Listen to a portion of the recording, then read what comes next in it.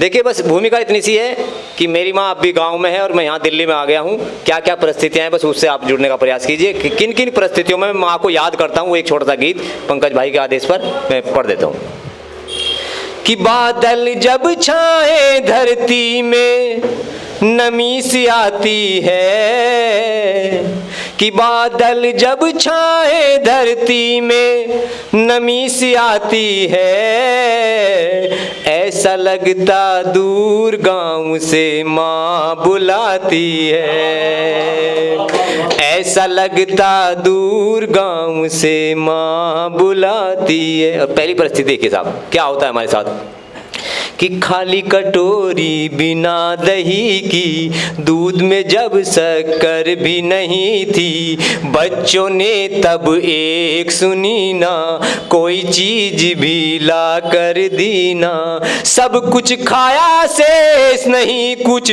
बात तो यूं भी विशेष नहीं कुछ, खाली कटोरी लुढ़क के मेरे पास जब आती है, ऐसा लगता दूर गाँव से माँ बुलाती है, ऐसा लगता दूर गाँव से माँ बुलाती है। और मित्रों एक परिस्थिति और आपको बताता हूँ, यहाँ हमारे पास कितने ही पैसे हों लेकिन 2 या 3 कमरों के फ्लैट्स होते हैं। ये बात अलग है उनकी कीमत 1 करोड़ रुपए होती है, लेकिन कितनी विकट परिस्थितियां, उस 1 करोड़ खर्च करने के बाद भी आपको कहीं कुछ सूरज चांद दिखाई नहीं देता।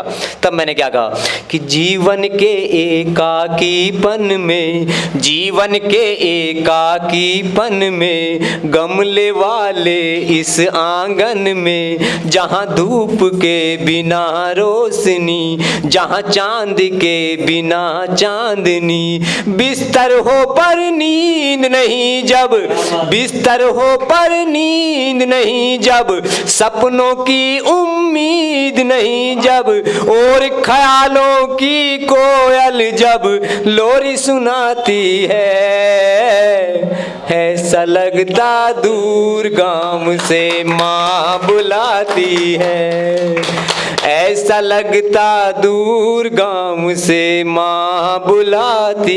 और तीसरी परिस्थिति देखिए साहब माँ कब याद आती है। आदरणीय ओम प्रकाश जी, जब यहाँ हम आए थे मेरा सेफ एंड साइज तब भी यही था। मेरा कक्षा 11th में सुमेधा 45 किलो वजन था और अब भी 47 किलो ही है। 2 किलो हो सकता है कपड़े का हो। मेरा 25-30 साल से कोई वजन नहीं बढ़ा, लेकिन क्या था कि तब बिल्कुल फिट थे। यहाँ आते जैसे हम 5-7 साल में दिल्ली में रहा, डॉक्टर ने ये कह दिया कि भाई घी नहीं खाना, कोलेस्ट्रॉल बढ़ जाएगा, गैस बन जाएगी। और वास्तव में सच्चाई से पहले मतलब मेरी 27 साल की एज में नौकरी लगी। 27 साल तक मुझे ये पता ही नहीं था कि घी खाने के लिए भी कोई डॉक्टर मना कर सकता है, मेरी कल्पना में नहीं था। और यहाँ डॉक्टर ने आते मना कहा घी मत खाना। तब मैंने क्या लिखा आपसे जोड़ता हूँ कि घी के लड्डू, घी की रोटी, कुछ छोटी कुछ मोटी मोटी, पूरे गाँव में बट जाती थी अपनी खुशियाँ छोटी छोटी।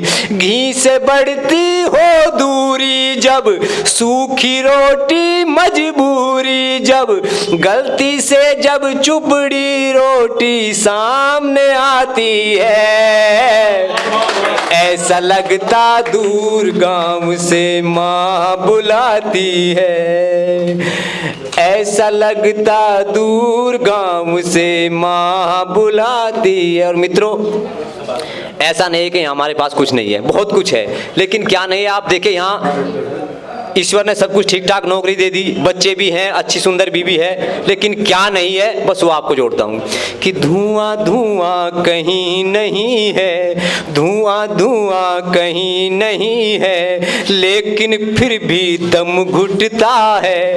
पंखे एसी चला लिए सब, लेकिन ताप नहीं मिटता है। अंदर बाहर बेचैनी जब, किससे कह दूं क्या कहनी अब, तभी अचानक माँ की फोटो सामने आती है, ऐसा लगता दूर गाँव से माँ बुलाती है, ऐसा लगता दूर गाँव से माँ बुलाती है। बहुत बहुत धन्यवाद। और अंत में 4 पंक्ति बस माँ कैसी होती है। कि सिलबट्टे पर पिसती चटनी, जो गांव के लोग हैं थोड़ा मेरे साथ जुड़े, कि सिलबट्टे पर पिसती चटनी जलती रोटी का धुआं है, या उबलते दाल का पानी ना जाने तू कहां कहां है, और पूरे घर में नमक सरी की घुल मिलकर ओ रहने वाली, पूरे घर की खुशी की खातिर आंगन आंगन फिरती माँ है, आंगन आंगन फिरती माँ है। बहुत बहुत धन्यवाद। जय हिंद, भारत जय भारत। कि हरी हरी वसुंधरा उर्वरा ही उर्वरा, हरी हरी वसुंधरा उर्वरा ही उर्वरा, कर रही सिंगार भू लग रही है अप्सरा, अप्सरा के प्यार में और इस संगार में, नैनों के गांव से कौन मस्त आ गया, झूम झूम सब कहें कि लो वसंत आ गया, झूम झूम सब कहें कि लो वसंत आ गया, झूम झूम सब कहें कि लो वसंत आ गया। और यहाँ से इस कविता की धारा बदलती है कि वसंत को लाने में क्या क्या हुआ, जाने क्या क्या हुआ ये वसंत लाने में, जाने क्या क्या हुआ ये वसंत लाने में, जिंदगी तबाह हुई जिंदगी बनाने में, रोटियां मिली नहीं रोटियां उगाने में, एक चूल्हा बुझ गया दूसरा जलाने में, एक चूल्हा बुझ गया दूसरा जलाने में, एक चूल्हा बुझ गया दूसरा जलाने में। एक किस बहुत बहुत आभार सर बहुत बहुत आभार, बहुत हाँ। बस लाने में जिंदगी तबाह हुई जिंदगी बनाने में, रोटियां मिली नहीं रोटियां उगाने में, एक चूल्हा बुझ गया दूसरा जलाने में, एक किसान की व्यथा गा रहा हूँ सर्वथा, अन्नदाता है मगर भूख की है मान्यता, अन्नदाता है मगर भूख की है मान्यता। कि कौन कौन हवन हुआ यज्ञ को सजाने में, कौन कौन हवन हुआ यज्ञ को सजाने में, किसके हाथ जल गए अग्नि को बुझाने में, किसके हाथ जल गए अग्नि को बुझाने में, कौन नाविक रह गया लाने में ले जाने में, किसकी मस्तियाँ लुटी ये वसंत लाने में, किसकी मस्तियाँ लुटी ये वसंत लाने में, हाथ काले हो गए पाँव छाले हो गए, हाथ काले हो गए पाँव छाले हो गए, धूप में लगा रहा पेट जाले हो गए, धूप में लगा रहा पेट जाले हो गए, तब कहीं फसल पकी तब कहीं फसल पकी, और सबने ये कही झूम के गाओ जरा दुख का अंत आ गया, झूम झूम सब कहें कि लो वसंत आ गया, झूम झूम सब कहें कि लो वसंत आ गया। बहुत बहुत आभार। इसके 2 बंद हो रहे हैं, फिर कभी सुनाऊंगा। जय हिंद जय भारत। अगर आप ये वीडियो YouTube पर देख रहे हैं तो हमारे चैनल को सब्सक्राइब करें और बेल आइकन को दबाना ना भूलें। अगर आप Facebook पर ये वीडियो देख रहे हैं तो हमारे पेज को लाइक करें।